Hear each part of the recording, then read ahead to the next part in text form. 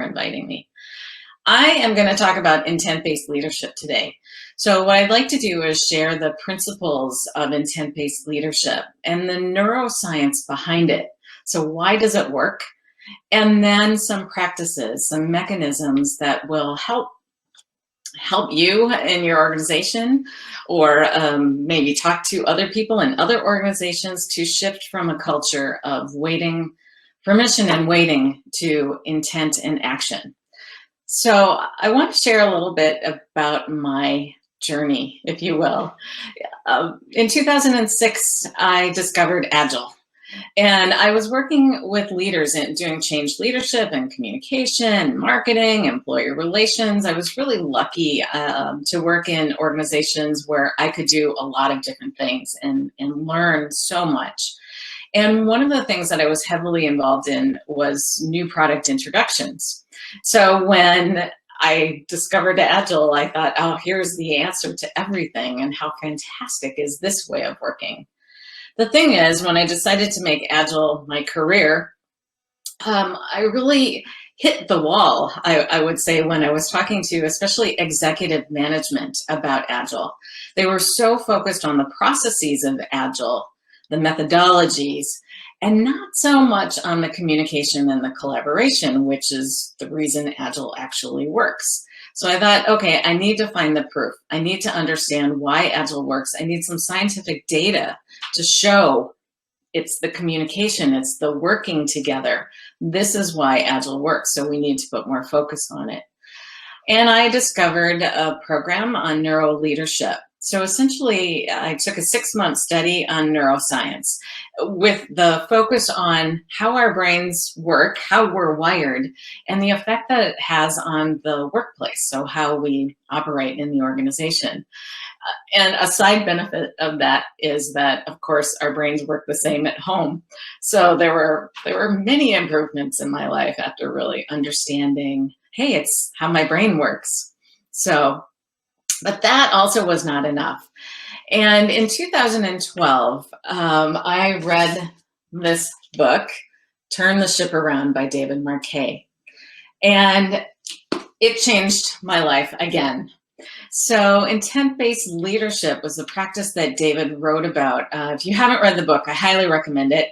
It is the story of how David and his crew on the submarine, the USS Santa Fe, turned things around. They were the worst rated ship in the US Navy, and after 2 years became the top rated, and how that happened.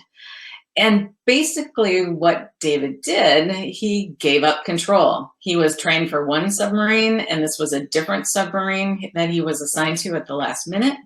And so when he got on board, he was giving orders that he had no knowledge of. So he had to learn to say, I don't know, and ask even more curious questions, and really practice sort of his vulnerable self. And that became the foundation for intent-based leadership. And I will talk much more about intent-based leadership, of course, but that is a journey. And intent-based leadership has really brought the behaviors and the language, those mechanisms, to help the work that we're doing in Agile organizations.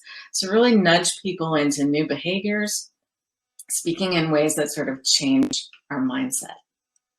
So these are the 6 principles of intent-based leadership. And I'm going to take them one at a time and go into much more detail. But essentially, the 6 are to push authority to information, to tune control based on competency and clarity, that leaders make it safe for people, and that leaders fix the environment, and that we don't want to just be good, we want to be better, and then act your way to new thinking. So those are the 6 principles. And when I talk about leaders, it's leaders at every level in an organization. So you can have leaders in top management, you can have leaders in teams. So it's leaders at every level in the organization. All right. So empowerment versus feel empowered. I see a lot of KPIs. I don't really like KPIs. I always say that stands for kills performance instantly, not key performance indicator. I like OKRs, so objectives and key results. They're more concrete. In any case, I see a lot of KPIs in the organizations that we work with that say empowerment. And the whole idea that you as a manager or a leader, top leader in an organization, you're being checked up upon about how well you are empowering people. It's the opposite, right? I mean, if I'm the one that decides if I'm going to empower you, that's not empowered, right? You're not feeling empowered. So what we want to do instead is turn that whole hierarchy upside down and create organizations where people feel empowered, where they say, I intend to, where they're not waiting to be told what to do or asking for permission. They're actually taking initiative, taking responsibility. So creating spaces where people feel empowered. And that's what this is all about. So pushing authority to information, the first principle. So think of, probably not in your current organization, but other places you may have worked, the decision-making authority. Where does that lie in the organization? Is it with the teams? Is it with an individual in the team? Or when you want to make a decision, do you have to sort of go up the hierarchy and have somebody at a higher level in the organization make the decision, and then it goes back down to the teams? That's crazy, right? I mean, who's better to make the decision than the people who are closest to the information? So the whole idea in SAFE about decentralizing decision-making comes from this, that we want to push authority to information. And I have been super lucky. Just last week, I was working with an organization who was looking at how to do their outsourcing strategy in their 300-person area. And they had a cross-functional group of people figuring this out. And their first, the first release of this outsourcing strategy, if you will, focuses on having the teams make the decision about what and when to outsource. Now, I can tell you that I acted as facilitator, so I didn't push them in this direction, but I was really, really happy with my intent-based leadership hat on that the group decided, hey, the only way to make this work is to give the teams the authority to make the decision about what makes sense for them to outsource. So push authority to information.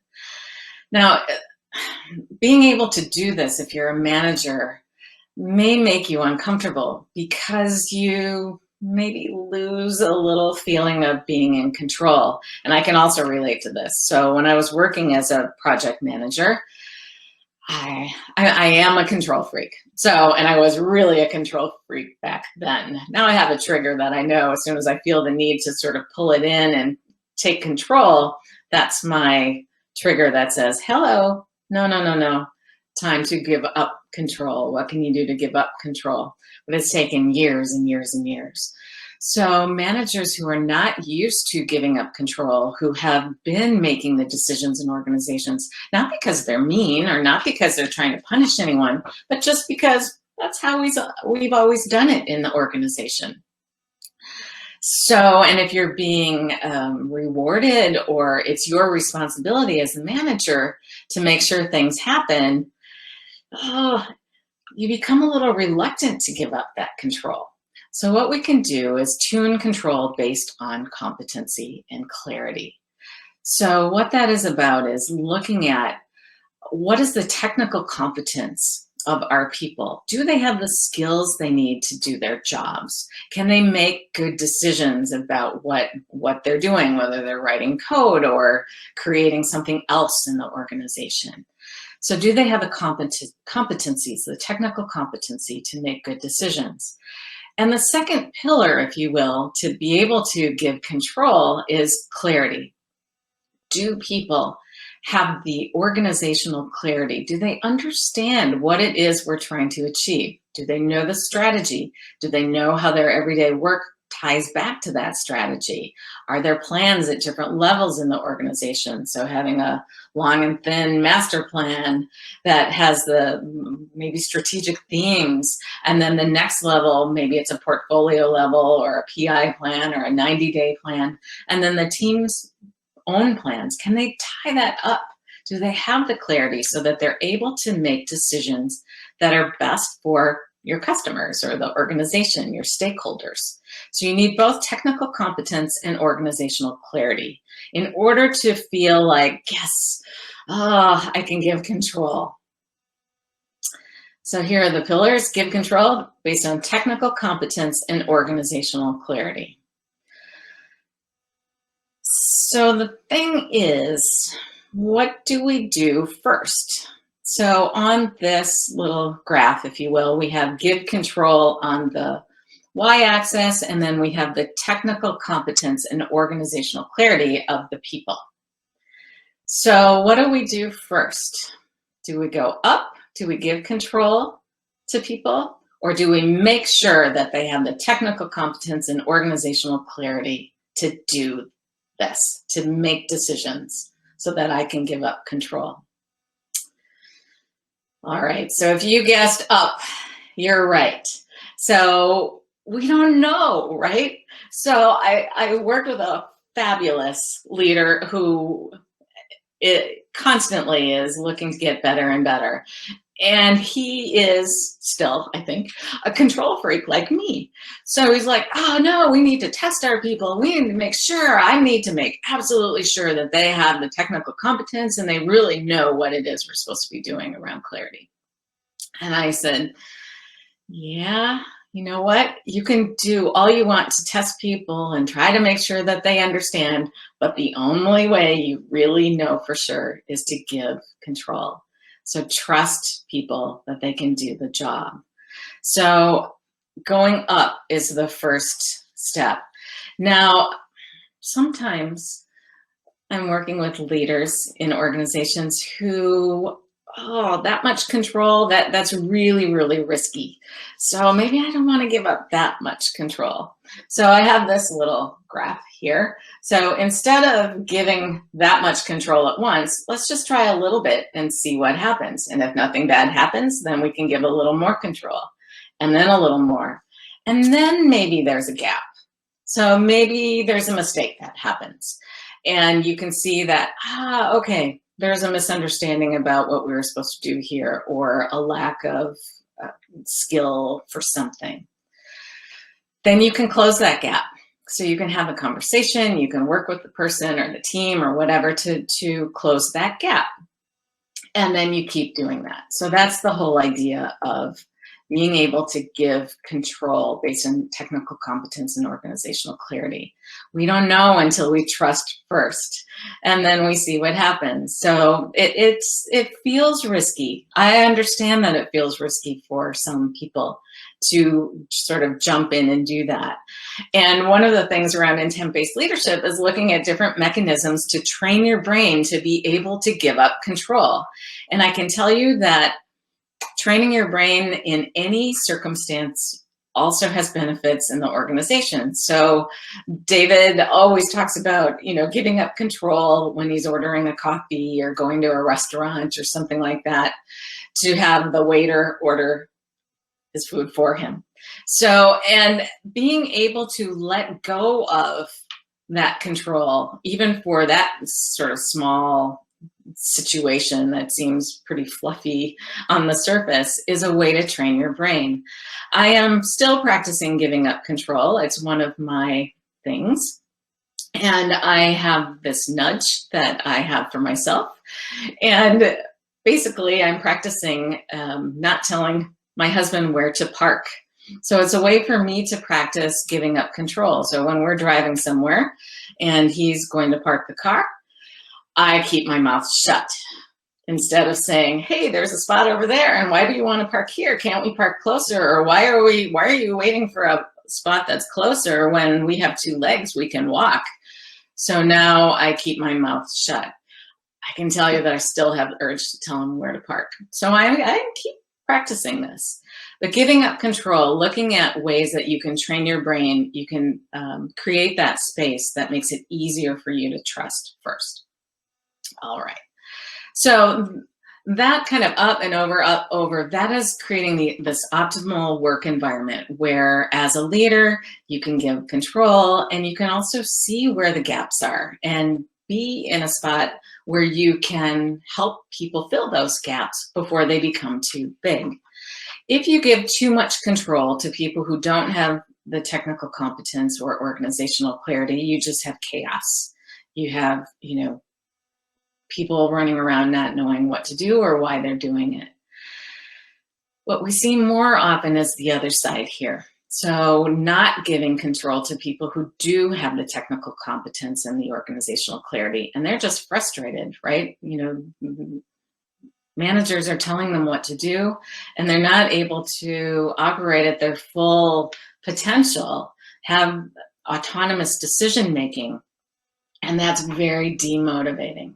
So creating a space where people are able to be able to make decisions, to also build their competency and build their organizational clarity actually helps our brain.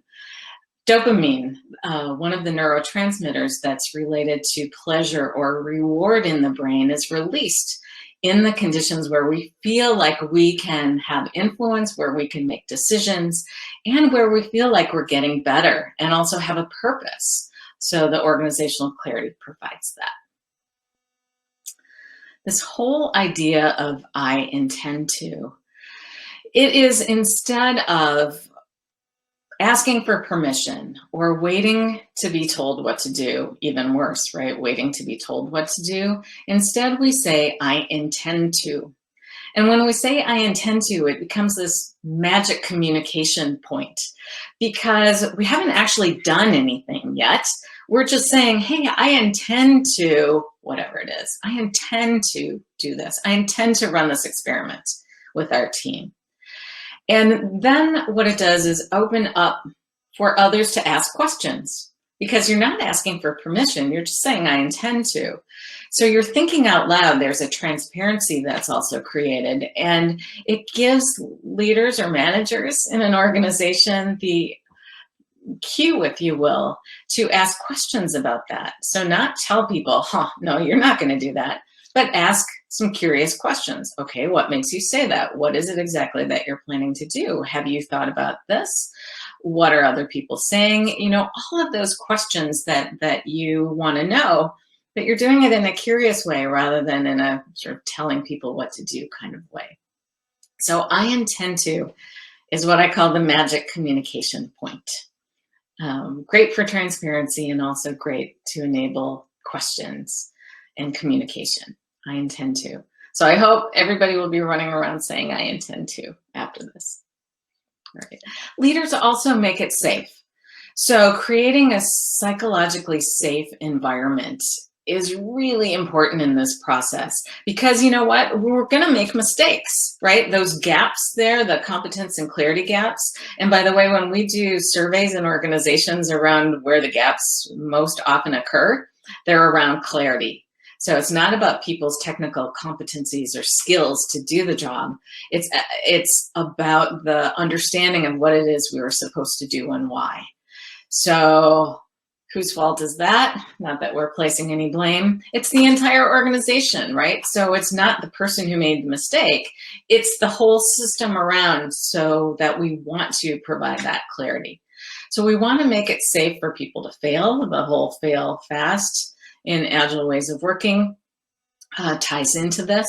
But we don't want to make stupid mistakes, right? We want to make intelligent failures. That's what we're talking about when we fail fast. So leaders need to make it safe. And the way that we can do that, some mechanisms to do that, is to say, I don't know. Instead of pretending like you do know or you should know because that's your job as a manager or the whatever executive in the organization or the team lead or the scrum master or whatever your role is, you don't have to know everything. It's okay to say, I don't know. That vulnerability makes others feel safer. So sometimes there's a little hump to get over, right? Because if you're used to having a manager who knows everything and then suddenly they're saying, I don't know, you're like, what the heck is going on? Does he need to go to the doctor? What's happening? So sometimes when you change a habit, you're changing the entire system. So it takes people a little while to get used to. And my advice always is to talk about it, to explain, hey, I'm practicing saying I don't know. we have the solutions together. I want you guys to figure this out. I don't want to tell you what to do because you know what? You'll probably have better ideas than me. So making it safe for people to share that. And from the neuroscientific perspective, the stress performance curve it could be useful. So what happens in our brains when we don't feel safe, we go into a more stress state, distress, so the bad stress. And this curve on the y-axis, we have prefrontal cortex function. So the PFC, that is this area of the brain. It's the newest part of the brain from an evolutionary perspective. It's where our emotion control, goal-oriented behavior, creativity, innovation, all of that is happening in the prefrontal cortex. And that's what we want, right, in an organization. We need that high-level thinking capacity in order to come up with great solutions, great products for our customers. So whatever we can do to help people be in that optimal performance space around their prefrontal cortex, so being open and curious and interested at the top of that axis, rather than at the bottom where we're maybe tired or lazy or we don't care so much. That's not what we want in the organization. So we want that little red star at the top of the curve. That's high performance. What we know from the research is that most people, at least working in Western organizations, that's where the research has been done, are on the other side of that curve. They're feeling stressed. And when we feel that stress, we don't have optimal performance. So on the x-axis, that's the amount of stress that we are experiencing. And dopamine is DA and NE is norepinephrine. So in case you're doing neuroscience trivia, two neurotransmitters that are important for performance. And I've already talked about dopamine. That's the pleasure reward neurotransmitter. So when we're on the sort of the wrong side of the curve where we're down into that feeling of stress, we're not feeling safe. We're protecting ourselves. Our limbic system, the deep part of the brain where fight, flight, and freeze, where all our emotions are, all our old habits, is activated. We're trying to survive the situation. So what we need to do when people are in that stress state is make it safe. And we can make it safe by supporting and encouraging people to get back up to the top high performance. So if we're running around also stressed and we're like, why can't you get that stuff done? You know, we promised and we're missing the deadline and I can't believe it's not happening. We're pushing people farther down into that stressed state instead of supporting and encouraging them to get up to high performance. So creating that sense of safety by supporting and encouraging people actually opens up our brain so that we can come to better solutions. And just quickly on the other side of that curve, we don't see that so often, but every now and then we get maybe a scrum team that is a little too comfortable with with how they're doing the work, and they could actually maybe take a few more items into the sprint. So a little challenge, a push is also okay to get to high performance. Or teenagers who don't want to do their homework, you may need to give a gentle push to get to high performance. But like I said, we don't see that so much. And in terms of safety, we really want to support and encourage people. So this I really like, because when we're implementing intent-based leadership in organizations or working with companies looking to become more agile in how they're working, it's really, you know, it's about the people. And a lot of times they're talking about how do we create this safe culture where people are willing to speak up. And I love this diagram. It comes from Amy Edmondson. And if you haven't read The Fearless Organization by Amy C. Edmondson, I can highly recommend that. And this is where this comes from. So the whole idea of when we speak up, when we say something, maybe we don't understand something, or maybe we don't agree with the strategy, or maybe we know something that could be valuable for the organization. When we speak up, our organization benefits, our customers benefit eventually. But when does that benefit occur? It doesn't happen until later, right? So if you're sitting in a meeting and then you speak up, maybe disagreeing with someone else who has higher power in the organization, right? It's kind of scary. So, because we don't know for sure that benefit isn't going to happen until later. And the certainty of that benefit happening is also really low. We don't know. We think it could be true, but we won't know for sure until we actually do something and then find out afterwards. So it will emerge. So the whole idea of staying silent from sort of a safety perspective is much more common, because if we don't feel safe to speak up, we're going to stay silent. And staying silent becomes reinforced, because who benefits? If I'm sitting in a meeting and somebody's saying something, I'm like, oh, I think they're wrong, but I don't know for sure. And no, we won't find out. And he's been around longer than me, and she knows this and all of that. I'm going to shut up. I'm not going to say anything. And I benefit in that moment. I'm protected in that moment. And it happens right there in the meeting. And the certainty of the benefit is high because I control it. So creating a space where people feel safe, where they can speak up and give their perspectives, helps organizations get to better solutions. The more perspectives that we have on things, the more creative the solution. So there's research on this as well. So we need to make it safe for people to speak up. And creating learning organizations depend on both psychologically safe environments, so making it safe, but also having high standards, right? So the whole idea of the competency and clarity, we want to have high standards in order to get to that top right quadrant where we have learning and high performance. So how do we do that? How do we create these standards? So having a strategy, having an understanding of sort of what the context is of where I'm working, what the goals are. And Samuel, I know you talked about having 23 objectives in one organization. That is not what I'm talking about here. They need to be realistic context that you can operate within, so that we understand this is the level of execution, of quality, of performance that we're looking for in our organizations. And of course, who's best to set those standards? The teams. So involve and engage people in the organization in order to set those high performance standards. So working agreements and teams are a great way to do that. If you're working in a program or in a larger organization, having a cross sort of role group of people who look at, okay, how do we work in our organization, so that we can have this combination of both setting high performance standards and have psychological safe environments. And that's how we get to learning in the organizations. So yeah. Okay. So fixing the environment, not the people. That's the next intent-based leadership principle. You can't change anyone. It's not possible. I've tried. It doesn't work. So you can change yourself, but you can't change other people.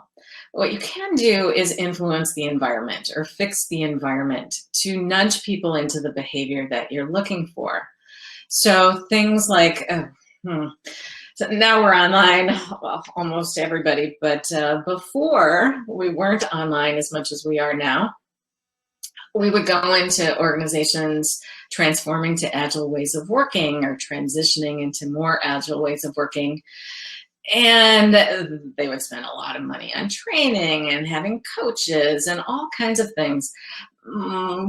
But what they kind of forgot about was, do we have whiteboards? Do we have an online prioritization tool? Do we have all the things that we need to meet together? Do we have that in the environment? So is there the art police who won't let you take down a painting or something that's in a meeting room, or you can't change the setup of a room because that's the way it's supposed to be, and the facilities management people say that's the way it's going to stay? That doesn't work, right? We need to fix the environment in order to nudge people into the new behaviors that we want. And the environment can be physical, so that's what I just talked about, the tools or the room setup or whatever it is, but also around the language. So Changing the language is also fixing the environment. So instead of talking about they or them, we talk about we and us. Instead of talking about the business and IT, we talk about our organization together, who's working together to get this stuff done. When people say I can't or we can't, to add the word yet. I can't yet. We can't yet. It works. Changing the language. So no more FTEs and resources. Instead, we have people. We work with people. We have people on our projects who are working on our product teams. We don't have FTEs and resources. So all of those things trigger the brain to think about this togetherness in an organization, and that also increases the motivation of people. We feel valued for what we do. We feel we have influence and autonomy. We relate. We have, this feeling of caring for people that we're together with. It feels more fair. So all of those things are motivators. And you can do that by fixing the environment. You just nudge people into the behaviors that we want to have happen by looking at what's getting in the way. One of the things we use a lot are impediment removal boards. We call it impediment busting. So creating a Kanban, basically, this is the impediment or blocker that we need to fix, and put the date that it comes in, what it is, and then it goes into work in progress. And then the management team is usually the ones, if it's at that level, if the team can't solve the impediment themselves, then the management team is looking at that impediment and then moving it into done when it's done. And it's the person who put it in that decides when it's done. So that's a very concrete mechanism or tool that you can use to change the environment. So fix the environment, not the people. The next principle is don't be good, get better. So good is not good enough. We want to get better. That's the whole idea, right, of the whole continuous improvement. I'm not sure that we improve continuously. I think we improve incrementally. It's hard to be thinking about being better every second of every day. In any case, the focus here is about not being satisfied with what we have right now and thinking about, is there a way to be even better than we are now? And that could be personally, it could be in the teams, it could be with the products, it could be with the organizations, it could be with getting better customers. So whatever it is, and it's usually all of those things in some combination, we want to focus on not just being good, but getting better. So what can we do to do that? How can we shift that focus and look at feedback or other things that it will help us to improve, right? So when we get feedback, so on our products, let's just say if you're working in an agile way, we do our demo at the end of the sprint and show the product or the feature or whatever it is we've been working on to our stakeholders, maybe our customers directly if we're lucky, and then we get feedback. And I show this continuum here. It's called the toward away continuum. So on one side you have this, I need to protect myself, I need to move away from the danger kind of attitude. And the other, bring it on, I am open and curious, and it's the reward attitude. If we're getting feedback, for instance, on a product or feature or whatever it is, and people don't like it, it's really hard to stay open and nudge yourself toward that reward space, because our normal defense mechanism is to say, hey, don't you know this and this and this got in the way, and what do you know? You don't know anything about this. We're the ones developing it, or whatever. And that's that attitude of moving away from danger instead of asking questions. Okay, well, what makes you say that? What is it that you like? What would you like to see different? And asking those curious questions. So the feedback part is just one example. There are a lot on this continuum around getting better. And what we want to do is nudge people toward the space where they feel more open, more interested, more curious, where they say, I intend to, where they see change as a challenge, where they're focused on improving rather than on proving. If you're focused on proving, you're on that move away from danger space. And I work as a consultant. I think, yeah, we talked about that already, or I did. And sometimes I just feel like I spend so much time needing to sort of prove that I'm good enough for an organization to hire me that it drives me crazy, because I don't want to be in that space. I want to be in the get even better space. I want to be in the improving space. Anyway, so the focus on improving opens up the connections in the brain, and dopamine is released, so the reward neurotransmitter that help us get to high performance, that help the prefrontal cortex work in an optimal way. So whatever we can do to nudge people toward that place of openness where they feel reward. So everything sort of comes together here around the decision making, around safety, around getting better, around fixing the environment. All of the mechanisms actually from intent-based leadership are a way to nudge us toward this reward side in our brain. And we're on this continuum all the time. So, you know, if we're tired, if we had a bad day, or maybe there was traffic, or maybe Zoom or whatever online tools didn't work, or internet connections were bad, oh, you get tired and you feel more protective, and it's harder for your prefrontal cortex to operate optimally. If you're tired, if you're hungry, if, you know, thirsty, stressed, all of those things are hard on the prefrontal cortex. It's really, really takes a lot of cognitive control to be open in those situations. So understand that as well about how your brain works. And the best thing to do if you're feeling like, oh, now I'm protecting myself or I'm proving myself, go for a walk, have a nice lunch, take a nap, whatever it is that you can do to bring the energy levels back up to your prefrontal cortex. So that's also about getting better, right? Maybe it's also a little bit about making the environment safe for people, is that you can help nudge people toward this reward side, just in the way that you interact with them, the way that you support and encourage people, and the way that you ask curious questions, and by saying, what do you intend to do, if they're not already saying, I intend to. All right. The last principle here is act your way to new thinking. And this is not think your way to new acting. So, all of the change plans that I have seen in my career, and I'm sure you have too, all of the cascading down from the executive management team about how we should do this change in an organization, and telling people what to do, and we've thought about it and we've analyzed it, and now we're going to change. That is not how change works. So the only way to make a change that sticks is to act your way to new thinking. You need to do something in order to change how you think about it. So when I was first introduced to Agile,